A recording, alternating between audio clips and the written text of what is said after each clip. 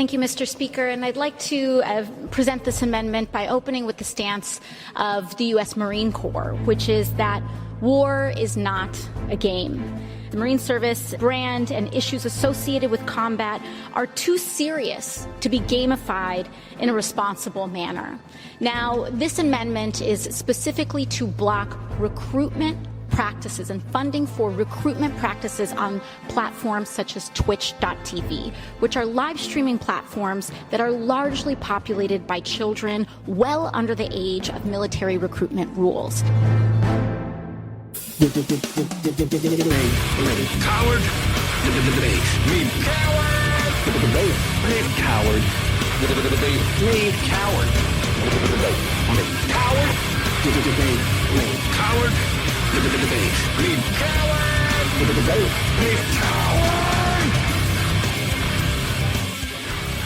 Hello, Patriots, and welcome to Debate Me, Coward. I am your belligerent conservative, Ralph Wigglesworth, and I'm very excited to talk about an issue very near and dear to my heart today, the military. The other boys in blue, the boys in green and pixelated beige, our troops. You love them, we're going to be talking about them. Now, as longtime listeners know, I myself am a 4-star general of the QAnon Commandos, fighting in the meme wars, and I'm also the current record holder for most viewings of the film Red Dawn in a single day. Now, was hard work, as hard as being a Navy SEAL? I don't know, but I'll tell you this. I couldn't get up, I couldn't pee, or poop. It felt like the Ruskies were firebombing my butthole for 14 hours straight. Just me, Taco Bell, and the movie Red Dawn, over and over and over. I feel like I'm going to go throw up in a trash can right now. All right, I am your woke imperialist host, Lenny Thompson, an enemy of gamers everywhere. Gamers rise up. I say gamers shut up. Unless your game of choice is Scrabble, or maybe a light afternoon jaunt of Trivial Pursuit. Also, NPR's hit RPG role-playing game. Wait, don't curse me. You heard about that one, Ralph? Why would I hear about any NPR game? Because NPR is blocked. It's a niche product. It mixes, a love of liberal talk radio and role-playing games. For me, though, it hits the spot. I love playing as Witch Finder Robert Krulwich. Well, if you want to play a game, Lenny, I actually do have my Trivial Pursuit cards with me. I always bring my Trivial Pursuit cards. Oh, you see, because I kind of call this show my Trivial Pursuit because we get nowhere and you never change. You're just as bad of a knuckle-dragging Neanderthal as you were the day I met you. All right. Which NBC game show host is soon to be a 2-term president? Ryan Seacrest. Now, it says the Moops? Wait, what? The hell's the Moops? Oh, you're talking about Donald Trump? Yes, it's supposed to be Trump. Where is He's got the moop on his head? The cards are wrong. Toupee? The cards are wrong, Greg! So our guest today is Jacobin Magazine writer and researcher Jonah Walters, who recently wrote an article entitled AOC is Right, Get Military Recruiters Off Twitch and Out of Schools. That's right. And Jonah will join us to talk about that and much more right after this quick break. You're listening to Debate Me Coward. That's my line. That's my line. Greg, can we do this again? It's my line.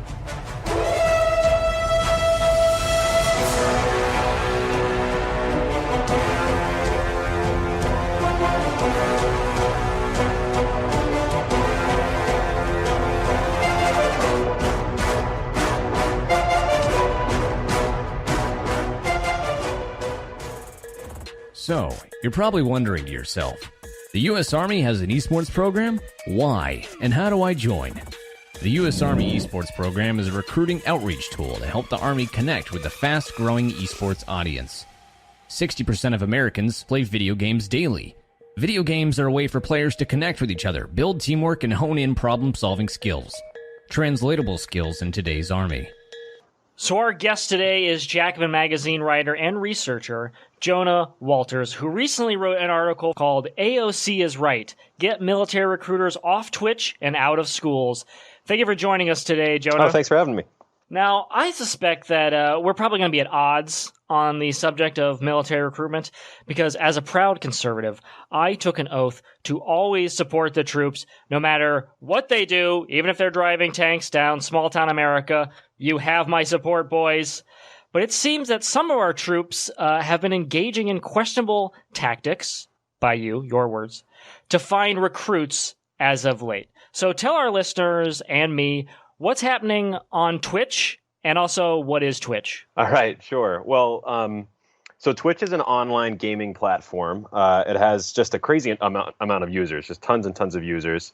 And as you might expect for an online gaming platform, many of these users, or most of these users, are young men or boys, sort of in the key area, age range for military recruiters.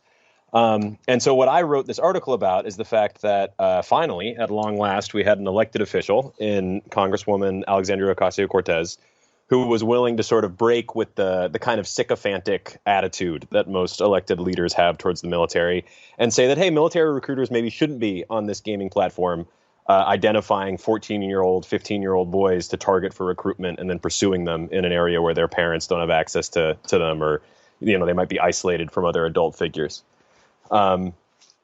Right. But I'll also go ahead and say that it's not just the sort of untoward actions of a few of the troops, like you alluded to. This is a comprehensive strategy that's coming from the highest levels of the Pentagon. And when I refer to when I talk about the strategy, what I'm referring to is a strategy to target teenagers, including young teenagers, in places where they're isolated from other adult role models, places like Twitch, but also places like schools, places like after-school programs, community centers. To target these young people for recruitment, to draw them away from other influences, and to turn them into soldiers. So that is predation. I think that's straightforward predatory behavior, but it's not because some soldiers are disobeying orders to try to meet quotas. It's because the system is set up to encourage and, in fact, mandate recruiters to behave in that way. All right, well, let's hold on, Jonah. If you want to talk about predatory behavior, we can talk about QAnon all day long. But let's go back to what are they doing on Twitch? So the Army is running Twitch streams? Yeah, so not just the Army, the Navy too. So about a year ago, I guess, the Army Recruiting Command sent out a call to its soldiers and basically said they wanted to start an esports team. And it wasn't really clear what this esports team would do exactly.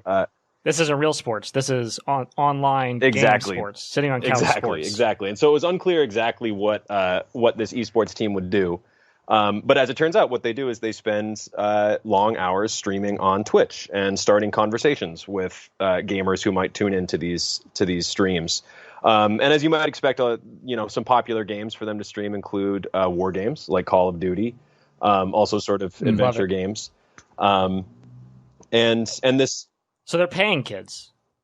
They've recruited these kids, and they're paying them to play are video they games. kids? Oh, no, these aren't kids. These are the shields for the Army. Yeah, these are right? active duty soldiers. So these are actual soldiers who applied to be on this esports team, were taken away from whatever jobs they had been doing previously, and now are serving the military full time by streaming online and attempting to generate leads. They're known as recruitment liaisons. Wow. They're not actually recruiters, but their job is to generate leads for recruiters using these online platforms. So it's almost shocking to me that this story isn't like getting the more traction. More people don't really know that this is happening, because I think this would be a big selling point for Trump, especially to a lot of his base that is on Reddit and things like that. The young, the Steve Miller youth that he has. If he were to say, we're paying people to play video games. Under my watch, people are getting paid to play video games, and we're going to keep ramping it up. I find your article shocking because, I unwittingly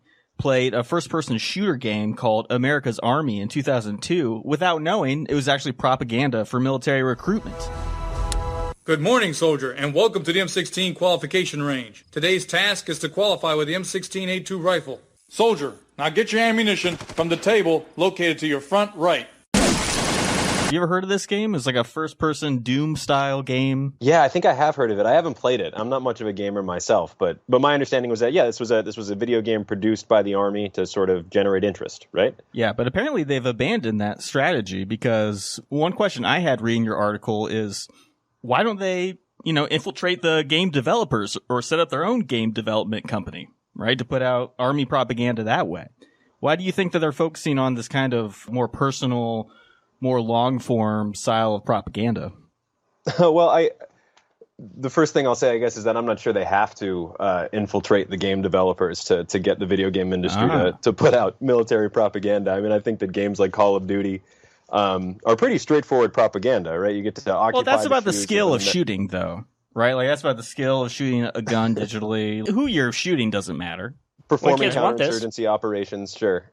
Those everyday skills that a young person needs as they're navigating this job market. Right. Well, aren't wars more like video games nowadays anyway, with all the drone strikes and remote surveillance and whatnot?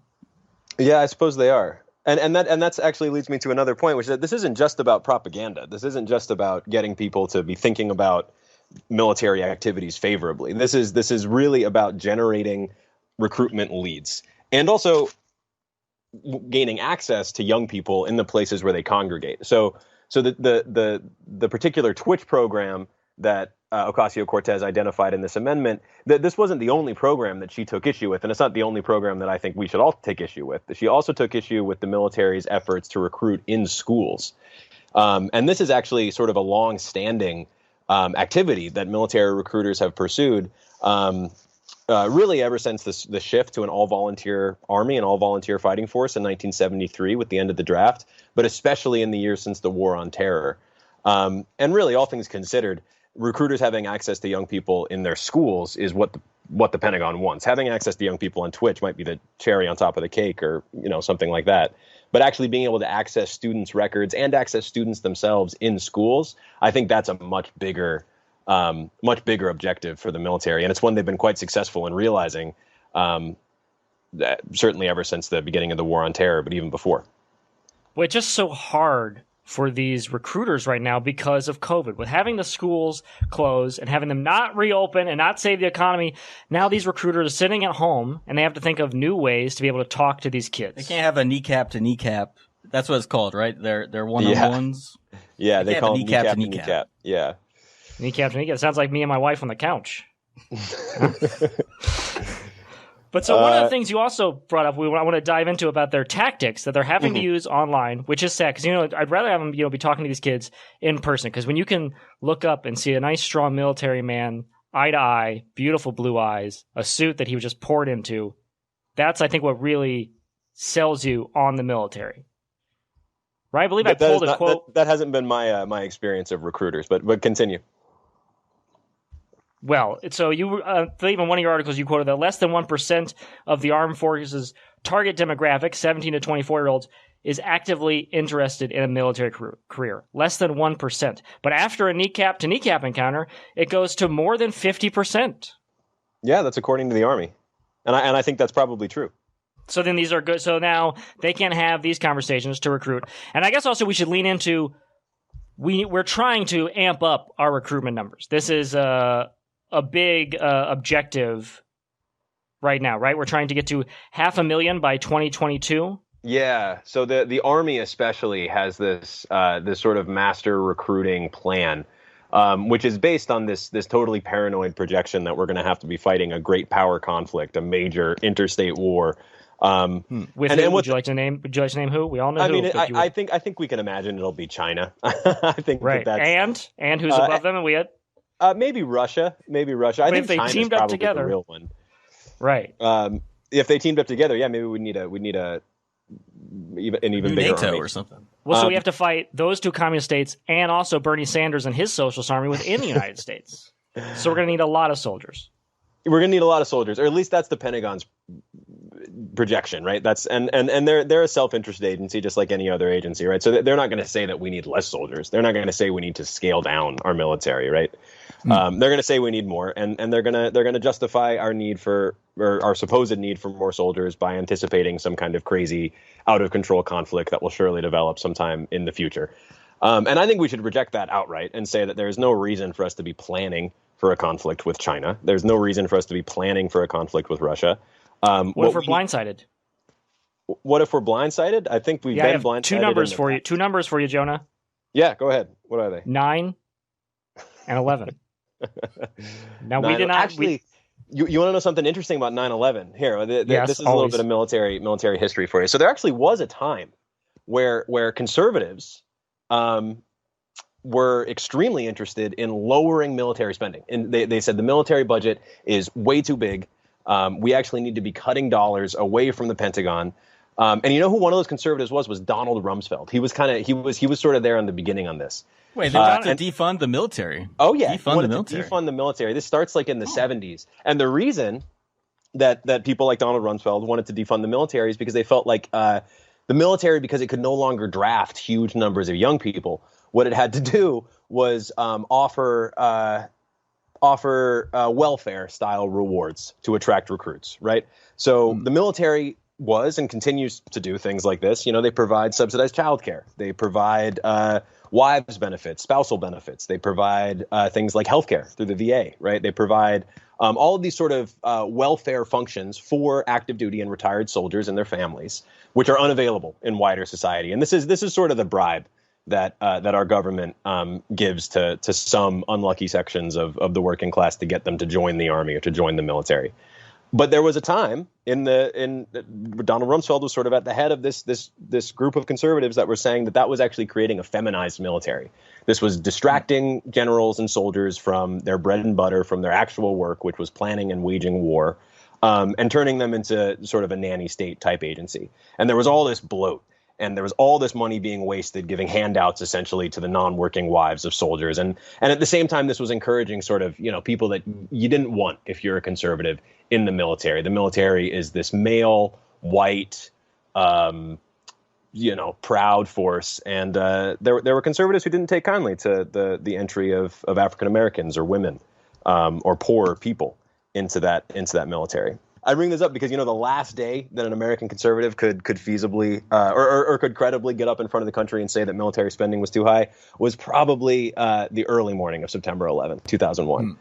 That is no longer something that people are willing to say. And I think that speaks to how twisted the conversation post 9/11 has been about the military and about the need for military spending. Not that I necessarily agree that what we need to be doing is defunding the military's welfare programs because they're somehow feminizing what should be a masculine force. No, not at all. I think we should be aggressively defunding the military in all aspects. Well, as an establishment Democrat, Jonah, this talking point is really attractive to me because the Republicans chatter on about how Joe Biden wants to defund the police. Here they are. They want to defund the military. Well, not anymore. Well, but I think they support the military. Hence, they implicitly support the welfare state within the military. That's a great idea. Thank you, Jonah. Happy to help the liberal establishment. So one way that there also still are offering extra benefits and enhanced pay are to people that go through something that the Pentagon has said is not a recruitment program, but the JROTC. Yeah. Right? Do you want to talk a little bit about what the JROTC is? Drotka? Sure. So JROTC maybe is how I would say it, but JROTC. So that's the Junior Reserve Officer Training Corps, and all the military branches have these. The Army one is sort of the most significant. Right. Most people know the ROTC, but this is like a cuter version of that, you would say, right? Right. Well, it certainly targets younger people. So if the ROTC functions on university campuses, the JROTC functions on high school campuses or in inside secondary schools. And it's a significant program. It's a very large program. It enrolls about 500,000 students a year. Has units are based. JROTC units are based in high schools in basically every state in the union. I think, in fact, in all 50 states of the union. And the military claims that this is not a recruitment program. This is sort of a community outreach, nation building, general patriotism and good feelings type program. It's as innocuous as physical education. But the activities that are carried out inside these JROTC classes mimic military training in basically every way. Students are divided into hierarchies. They respond to orders from a JROTC instructor, who is generally a retired military officer. They wear uniforms. They do shooting drills, oftentimes at shooting ranges that are on school property or that are. They're shooting in school? Oh yeah, very often. Actually, so I started reporting on this because I learned about a successful campaign that was waged in the San Diego Unified School District by high school students, to remove all of San Diego's shooting ranges, all the shooting ranges that existed inside San Diego public schools. But what if the government comes and takes away their rights? 2012. Takes away their air 2012? rifles.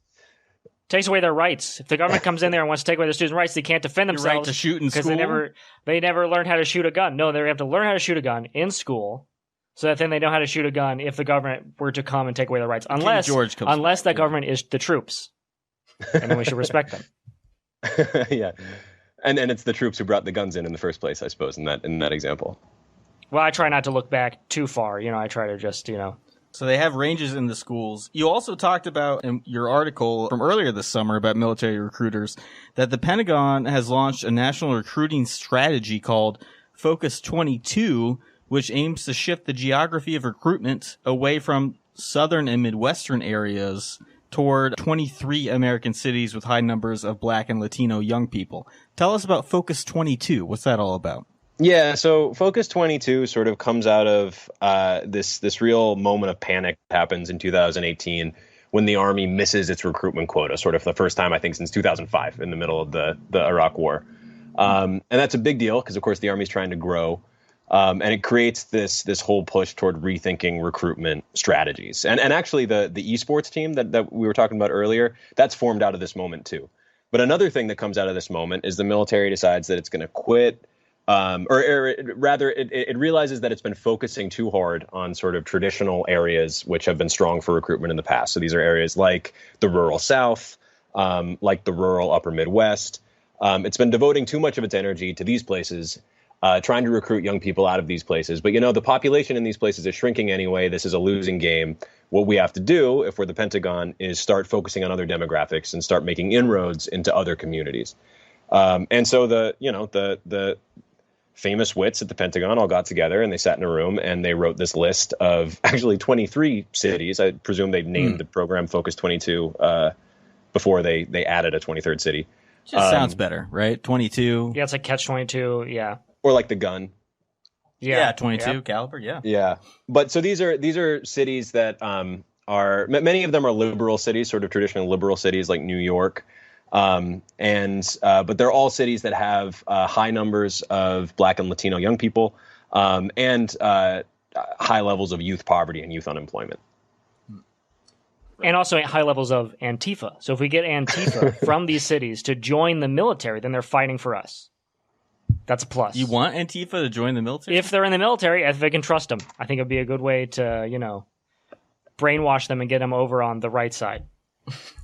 All right, well, tell us a little bit, because we talked earlier about Alexandria Ocasio-Cortez and her amendment barring military recruiters from using platforms like Twitch. Tell us what happened there. Well, so that was voted down. Yeah, so that didn't actually come to fruition. So that'll just sort of remain a symbolic gesture, I guess. Nancy Pelosi voted for it, right, though? The good Democrats voted with her. I don't think that Nancy Pelosi voted for it. Although I'm not sure. That's more the liberal establishment should answer that question. Oh, wait, I have the roll call right here, actually. Oh, yeah? Yeah, I do. So for the nays, Adam Schiff voted against it, Ted Lieu from California, James Clyburn, and my boy Elliot Engel, who is no longer with us here in New York. And Tulsi Gabbard also voted against it, I guess, because she was raised on a military base or something, I think. Yeah, I think so too. Yeah, she's kind of a hawkish figure. Yeah, and Jerry Nadler voted for it. So yeah, say who are the yays? Let's let people who are not going to vote. Jerry Nadler, Julian Castro, Pramila Jayapal, Ro Khanna, Ilhan Omar, just to name a few. So tell me where I'm wrong here, Jonah, but why is it fair for AOC to bring up this law and try to punish the Army for being on Twitch when she has infiltrated people's lives on Animal Crossing? Earlier this summer during quarantine, she was going to visit people on Animal Crossing, and she also has Instagram stories where she's cooking and that kind of stuff and talking directly to her socialist base. Why is that okay?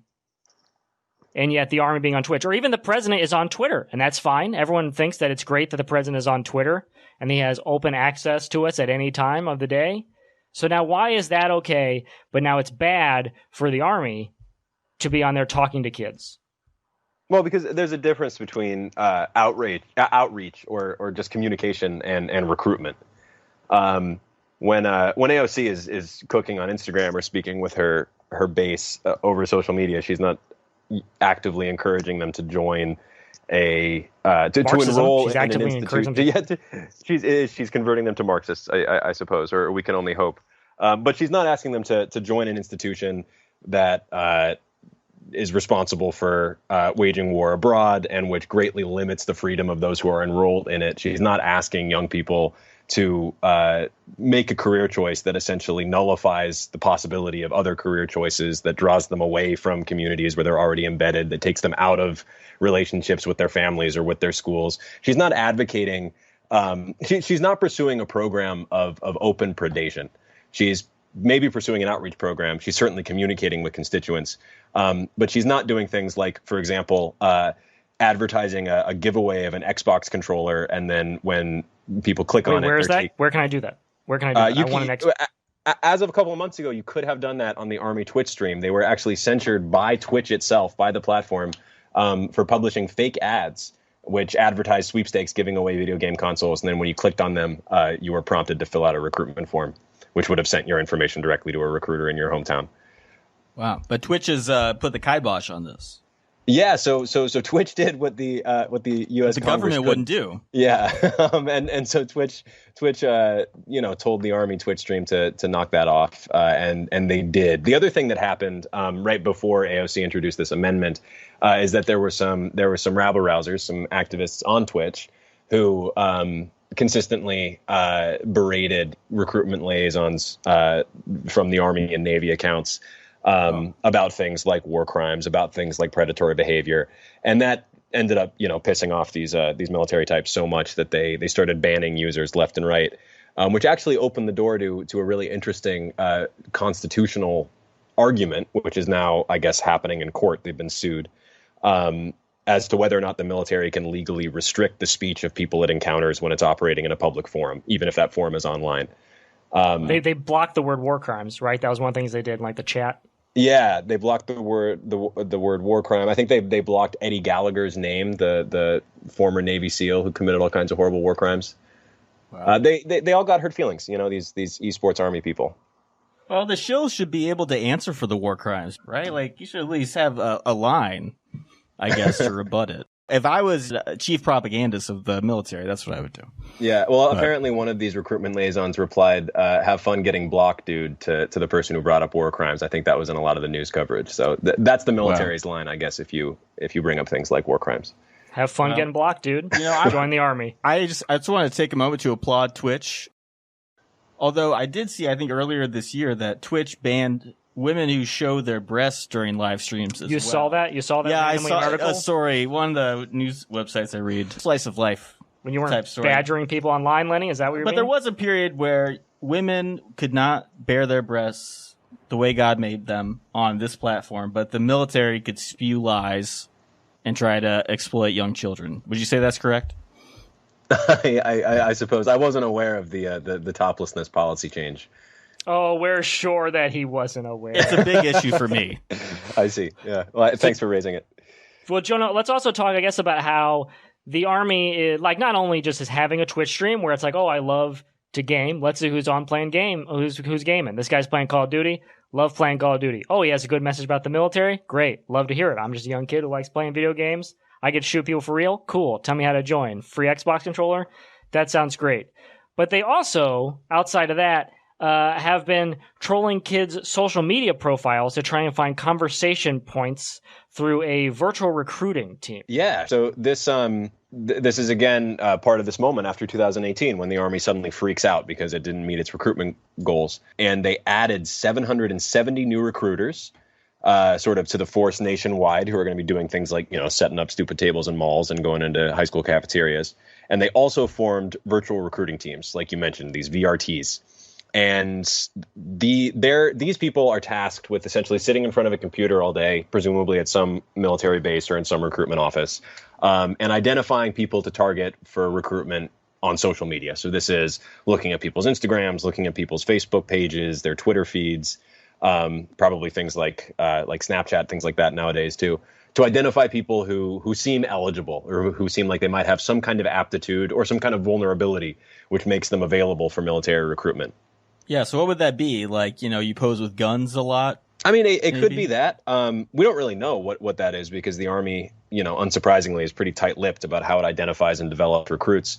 But I know from talking to anti-recruitment activists and counter-recruitment activists that oftentimes probably what the recruiters are looking for is less, the kid who's posing with guns, but maybe the kid who seems to have sort of a troubled relationship with his parents. Maybe the kid who seems to be a promising student but has parents who might be uninterested or less interested in this kid's interests. So they can be his mom and dad. Exactly. Or, and this is even darker, maybe they're just looking for a first-gen immigrant kid who speaks good English but whose parents don't.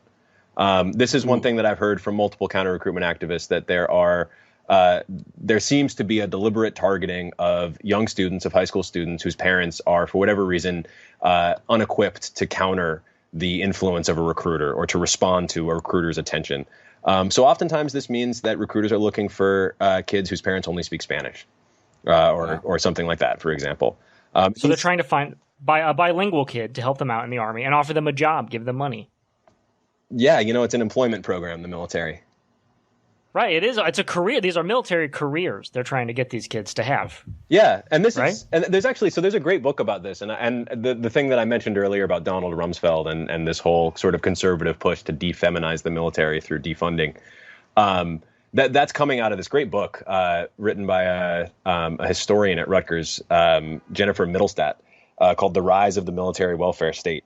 And what she shows in that book, which I think is fascinating, is that part of the transition away from a conscription military, from a draft, and to the all-volunteer force, the all-volunteer military that we have today, part of what that involved was creating a system to lure new recruits. Now, counter-recruitment activists refer to this as the poverty draft, right? The military is able to position itself as sort of the only option for a lot of young people who don't have great employment options or who might be living in impoverished places without a lot of job opportunities. But the Army also has to compete with private sector employers, right? And so the Army has to draw people in to these quite arduous commitments in a lot of cases, right? Like even putting aside the moral problem of becoming a soldier, there's also all these sort of logistical problems of having to leave, your hometown, having to travel, having to train on Getting to travel places of the world that you would probably never want to travel to. Right. You would never look at a map and say, I want to go visit Iraq. But now you get to. Isn't that fun? And you also get access to all kinds of welfare programs, and your families get access to all kinds of welfare programs, which are denied to the rest of American workers. So you have childcare subsidized through the military. You have healthcare through the military. You have housing very often through the military. You have access to higher education through the military. All of these things that should be fundamental rights of all people. Access to social goods, access to welfare. Are sort of reserved for the less than 1% of people who join the armed forces. And not sort of reserved, they are reserved for the less than 1% of people who join the armed forces and their families. And that's really the only thing that allows this bloated military to continue to exist. Why the hell would a young person choose to join the military if those kinds of social benefits were available to the society at large, to all people?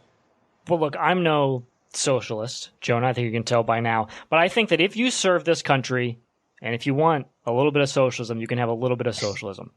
We can do our best to honor just a little bit of the Bernie Sanders life if you have served this country. Because the bigger picture is, this is a capitalist system. So if some kid is, being hoodwinked by the Marines, well, we have the choice here. America is built on freedom and choice, unless you hate freedom and the troops. Jonah, do you hate freedom and the troops? Do I hate freedom and the troops? Thank you. No. I was asking myself. I didn't commit to an answer either way. Fair enough, sir. But so the Army Recruitment Command reported that their esports activity has generated 3,500 new recruiting leads last year, but this year they had 13,000 leads in just the first 6 months. So, it's like, did we blame the tobacco companies for advertising an addictive chemical to children? Yeah, we did, but we shouldn't have. We need to bring back Joe Camel, and that's another hill that I'll die on another time. But what happened to, personal responsibility? These kids are bilingual. It's not that they're, they... Well, not all of them. Well, if you're on Twitch... Speak gamer and American? You speak gamer and American if you're on Twitch. And so these kids can make their own choice. They have, all kinds of options out there. They can either, go volunteer for Bernie's campaign for $15 an hour or go join the military and travel the world. Right? I'm not sure if that's a question or not, but yeah, I mean, I suppose there are all kinds of opportunities available to kids, which is part of why the military works so hard to get them early, right? So the military isn't just looking for people of legal recruitment age, which is over 18, right? The military is trying to get into children's lives much earlier. Ideally before they even start thinking about careers or start preparing for careers. Why not in the womb? I mean, there's got to be some kind of toddler recruitment we can do. Like you play Yankee Doodle through a mother's stomach just to get them, off on the right foot. Have you heard of mission readiness? No, we have not. Oh, okay, so this was something that came about under President Obama. And it was sort of tied to the sort of the like public health, anti-obesity, nutritious eating type agenda that was coming from that White House. That was like part of it. You remember that those happier days.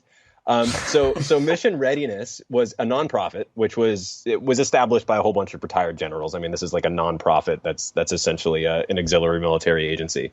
And what it did is it put military personnel in the classrooms of pre-kindergarten age children, so 4-year-olds, to do exercises with them, to promote physical fitness and exercise. So you have all these really bizarre images of a naval officer in full dress uniform doing jumping jacks with a whole bunch of bouncing 4-year-olds. Get them in the womb, get them early. Well, this does help because this is before they become gamers, right? So a 4-year-old isn't really a gamer, but very soon he could be an obese gamer. A pre-gamer. Yes.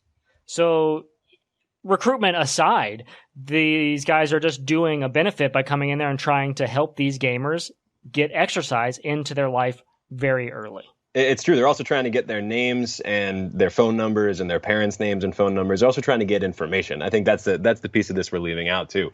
Is that the military has sort of slowly but surely created a situation in which schools are essentially required to share their student information with the military, and the military has all these sort of clever tricks for getting that information and for using that information to its advantage to generate possible recruits.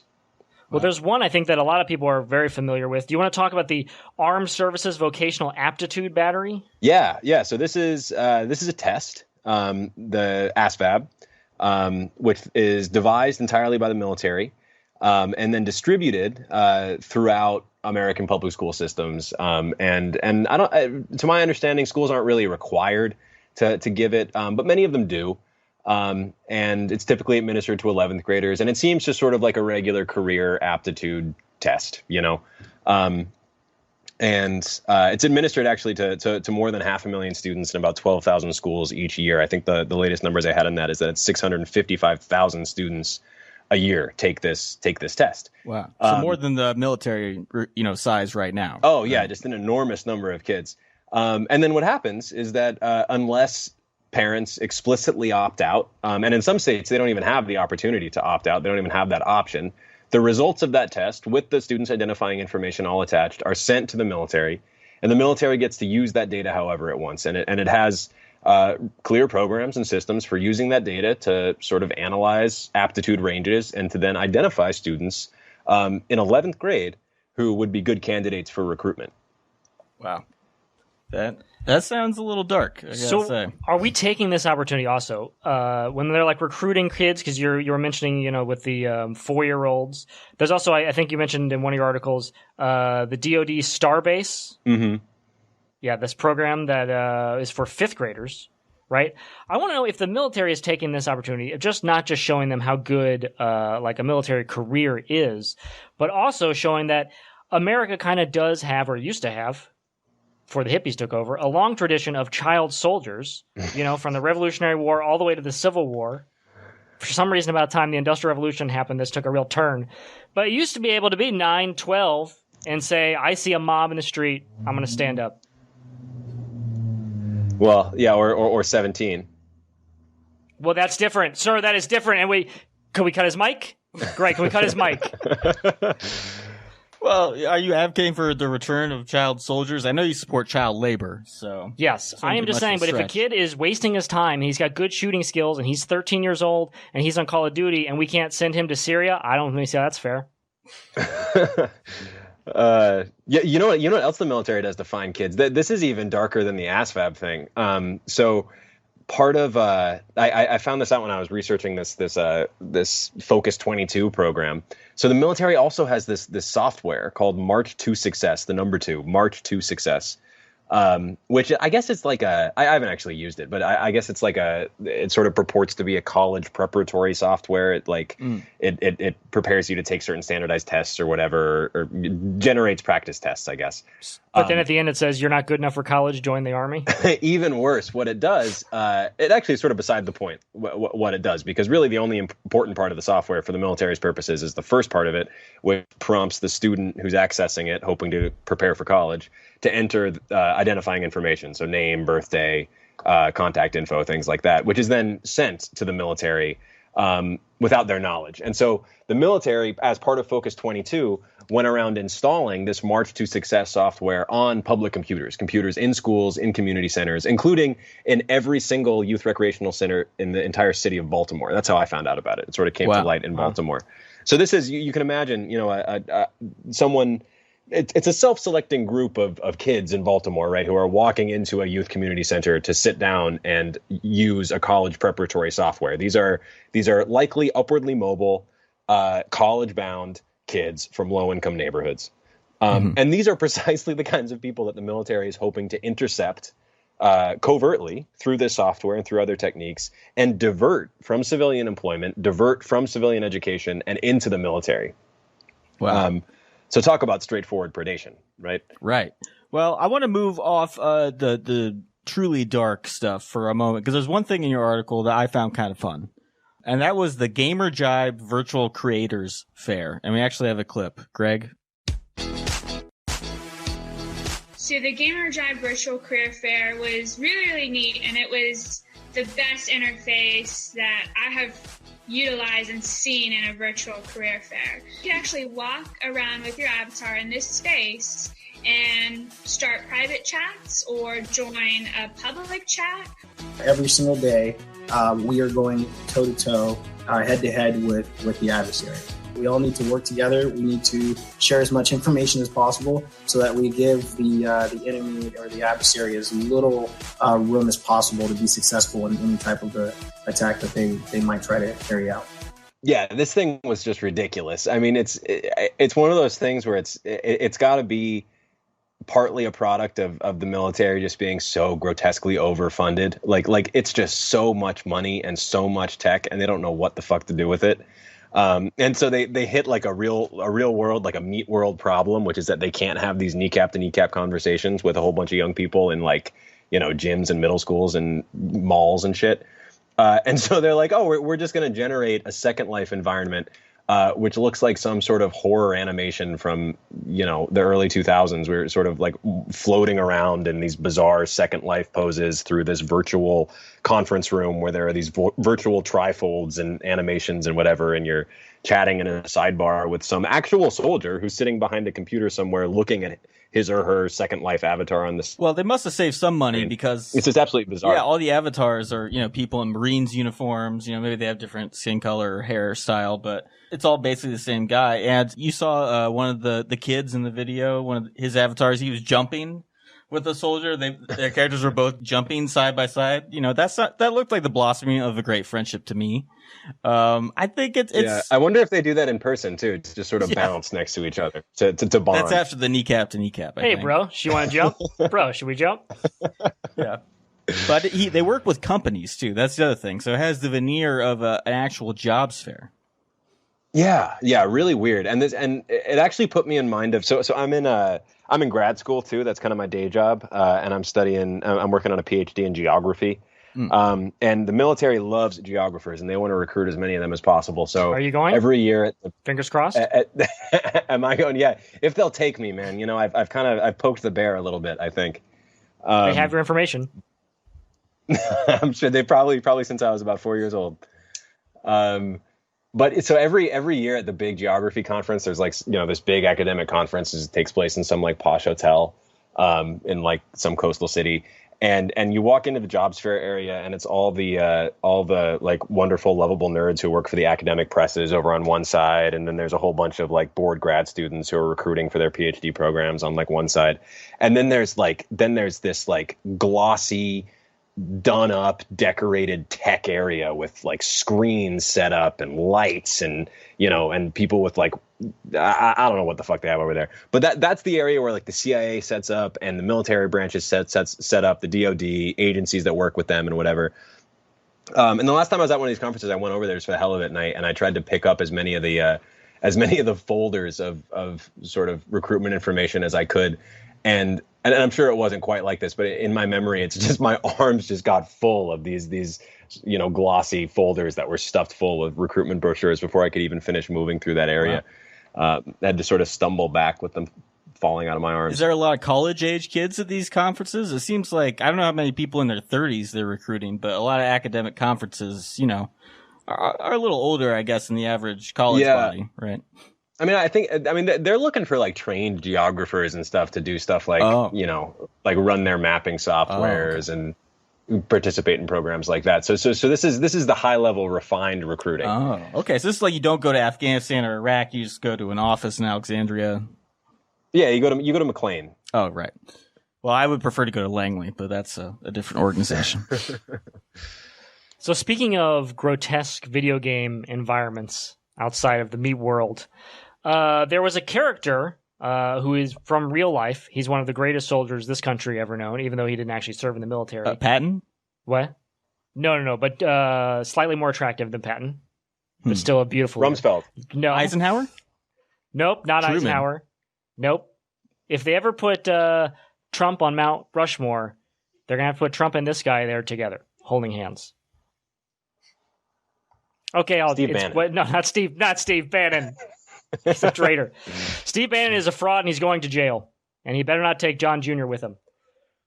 Ronald Reagan. Now, he is appearing, even though he is dead, he is appearing in the new video game Call of Duty Black Ops Cold War. Have you seen this, Jonah? I think so, yeah. I saw something about it earlier today. Now, I guess some fans are taking issue because in the trailer for it, it is about Ronald Reagan sending you, the player, on a mission to go help in the Cold War. And one of the characters in the game, Frank Woods, protests that every mission we go on is illegal. He's worried about committing, and I don't want to say the word, because I think we should ban this word from our show, which is war crimes. But luckily, Ronald Reagan sits him down, because Ronald Reagan is a man who won't put up with war crimes. I think he's famously known for not... Is this about the Iran-Contra? No, it is not. No, it is a different mission. It is a fake video game mission. But he puts their mind at ease. He says, "Gentlemen, you've been given a great task, protecting our very way of life from a great evil. There is no higher duty, there is no higher honor, and while few people will know of your struggles, rest assured the entire free world will benefit. I know you won't fail us. Don't get blocked, bro." And so I think this is a good message for, a lot of kids playing games today might not even really know who Ronald Reagan is or anything about his legacy. And what a great reintroduction to him in their life. Well, that reminds me. I mean, why don't the liberals or even the Democratic Socialists, the people who are anti-recruitment, why don't they make a video game or a Twitch channel to be like, yeah, these people are predators and you shouldn't sign up? You're talking about like a video game? Well, I mean, Sorry, Jonah, you go. Liberals have for generations been doing counter recruitment in schools. So and even at the height of sort of recruitment post 9/11, counter recruitment activists won some victories that basically they were able to leverage some language, and I think even in the No Child Left Behind Act, which basically said that that all employers had to have, basically everybody had to have access if anybody had access to schools. And so counter recruitment activists would show up and get in the way of recruiters and provide sort of counter recruitment presentations. A lot of people still do it. A lot of veterans still do it, actually. Rory Fanning, who's also written for Jacobin, a former Army Ranger, I believe, who lives in Chicago. He does that constantly. He's always in high schools talking to people about military stuff and trying to get them not to enlist. So he's standing like by the table and like he'll like talk to them afterwards? I don't know if he gives presentations and stuff, I know, but standing by the table, getting physically in the way, that's exactly the kind of thing that people did at the height of the Iraq War. And not just Antifa radicals doing this. It was also Marxist, members of it was the also historic anarchist. peace churches. Yeah, it was Marxist, anarchists, a whole lot of college professors probably. Yep. But then also Mennonites and Quakers, people like that.